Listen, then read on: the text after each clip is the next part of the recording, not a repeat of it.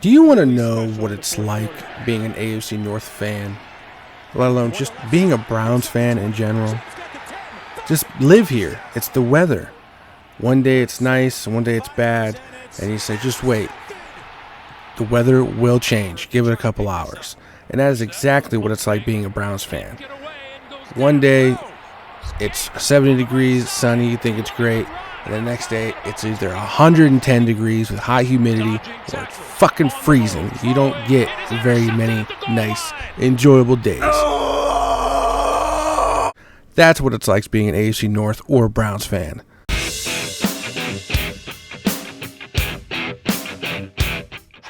Alright, I guess we're just going to start from the bottom up, and we're going to talk about the Cincinnati Bengals, who are currently at the bottom of the division at 0-2.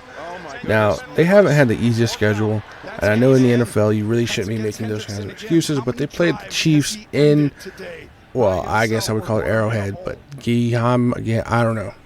They played the Chiefs at home, and they usually do play the Chiefs very tough, and they did. They played a hard-nosed, hard-fought game, and unfortunately they came out on the bottom end of it, but they looked better than they did in week one. So I feel like the Bengals are going to continue to improve and get better over the season, and they have a pretty good chance to do that coming this Monday night when they play the Commanders. Now, I know Jaden Daniels is a good weapon. I just don't feel like the Commanders have what it takes around him to actually beat the Bengals, who are, I would say, but I don't believe that the Commanders have what it takes to beat the Bengals at home with really just one star player. The Bengals are starting to come on. The Bengals are starting to get more comfortable and get their offense going and be on the lookout for their tight end. I'm looking for him to get a lot more action this week and going down the stretch. And now my prediction is the Bengals at least by 2 scores over the Commanders Monday night. And now on to the Baltimore Ravens, who are also 0-2 and third place in the AFC North. Now, it's hard to get a gauge on the Ravens, as we all know they have weapons. They have Lamar Jackson, they have Mark Andrews, they have Isaiah Likely, they have a good offense, they have a good defense, but they are 0-2 and they just lost to the Raiders. Now, don't get it twisted. At one point, the game was 23-13, and they still found a way to lose the game. Now, when you look at the stats, there's nothing glaring. There's no telling sign that why they lost the game. They owned every stat as far as total yards, passing yards. Well, they lost out on the passing yards by 1 yard. They had 151 rushing yards to the Raiders' 27. They had more yards per play. They had more first downs. They were about the same on third down. What it comes down to is those situational moments where they need to either move the ball or they need to make a stop, and those are the downs that in the stats don't show you. But that's what happened. Those downs were critical, and the Raiders made it happen when they needed to make it happen.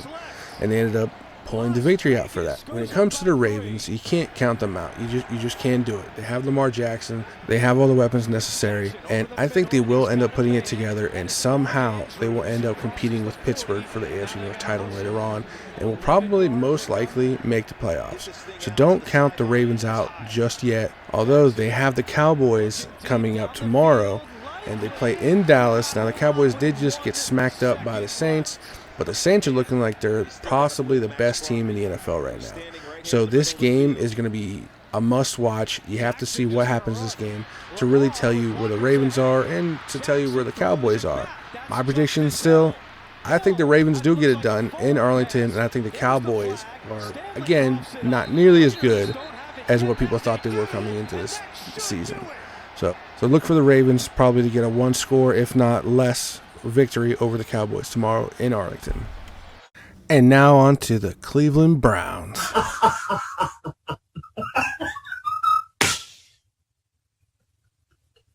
Hey. At least this week, Deshaun didn't look like absolute dog shit all game. He only looked like dog shit a couple of times. Now, we somehow eked out this win against a overwhelmingly average Jacksonville team. But, I'll take it. We're 1-1. We're not dead last in division yet. I fear by the season's end, though, we will see the bottom of the dungeon once again. With the Steelers being a much better team this year, who's probably looking like they're going to compete with the Ravens for the top of the division, the Bengals are going to get rolling. And the AFC North is by and large, one of the toughest divisions in football. I don't care what anybody says. The teams are always above average. I mean, yeah, you have the Browns in that division who chronically at the bottom. I mean, they're lucky to get 7 or 8 wins this season. But even then, if you have a team that's at the bottom of your division that is 500, which I don't even think you can go 500 anymore. But anyway, that's besides the point. I'm here for that. If you have a team that can go win 8, 9 games, even 7 games, and that's the bottom of your division, you're doing all right. Because you're going to have some divisions that have the Giants in them or might win 2 games. You know what I mean? So I don't think the Browns are in a position to be the absolute worst in the league. It's not even close. I feel like they're still going to be on par to win 7 or 8 games, probably miss the playoffs, and hopefully be done with Deshaun. But we'll see. Like I said, we eked out that win last week, and there were some times where we looked very good, and there were some times where we looked very bad. As of right now, we have the second lowest points forced in the division, behind only the Steelers. Now, the Steelers have 31 points scored, but they've also only allowed 16 points. That is what has won them the games. The Browns have been scored. The Browns, however, have given up 46 points so far. That isn't even the worst. They are only passed up by the Ravens on defense, and the Ravens will get going. Don't worry about them. The Browns, I think they will also get going on defense. They still have a all-world class defense, and it'll be fine. It'll get going. I think Myles Garrett, though, and a few of the other veterans need to step up and be true leaders on the field and stop giving up on plays that aren't to their side. Ray Lewis never gave up. He went side to side. It's time to be great. It's time to step up your game. And, as much as I love Myles Garrett, he needs to take more and more leadership over that defense. Same thing on offense. Deshaun Watson, if he's going to want to stay in Cleveland, has to take accountability. That is his biggest issue. He wants to divert the blame against everybody else to the rest of the team. And yes, it is a team sport. But if you are a leader of that team, it's all on you. You want it all on you. You don't ever want to be in an interview where you're dishing out blame to any parts of your team and you're the quarterback. That's terrible leadership skills, and it's only going to have the locker room turn against you that much faster. So they need to get on the same page. They need to get this offense rolling if they want any chance at the playoffs this year. Luckily, the Browns have pretty close to a bye week this week as they play the Giants. The Giants are historically bad. I'm not even going to get into all that. They should have a pretty comfortable win this week.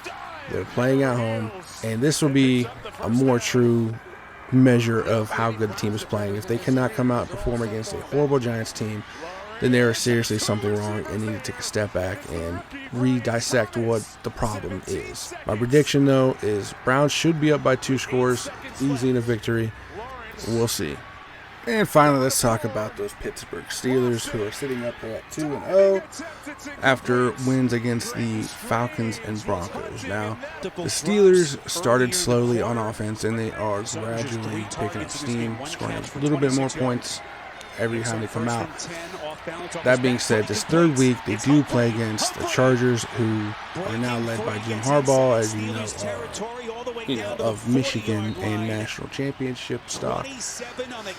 So I actually believe that this would be the first game that the Steelers drop, and not because of the Michigan thing or anything like that, but because the Chargers are playing good football. The Chargers went out there, they smacked a bad Carolina team, but on the opposite end of that, the Steelers did barely beat the Falcons and the Broncos, both of whom are having major problems. The Chargers are playing well, they're gelling, they're bringing their weapons together quite well, especially on the ground with J.K. Dobbins. Now, if they win this game, it will solidify Pittsburgh as getting that much better every week, like I said they would. But even if they lose, I don't think it's going to hurt them too bad. I don't see a big loss in this game. I still feel like they're going to drop it, though. I feel like the Chargers are playing better football. The defense for Pittsburgh should, and I believe will, keep them in this. But ultimately, I think it'll be just too little to stop this offense from the Chargers. So I do think it'll probably be a 3 to a 7 point loss for Pittsburgh. But Pittsburgh fans, don't get down. They'll be fine. I feel like they're probably a playoff team. So they'll be okay down the road. This game, not a big deal. So I'd like to say thank you for everybody who stopped by last week, this week. This is a newer channel, and hopefully I get you guys support. I love covering sports. I mean, I watch them every week, well, football especially. So if you could, like, comment, subscribe. Let me know how I'm doing so maybe we can get this channel going. But again, thank you so much for even listening to my opinion.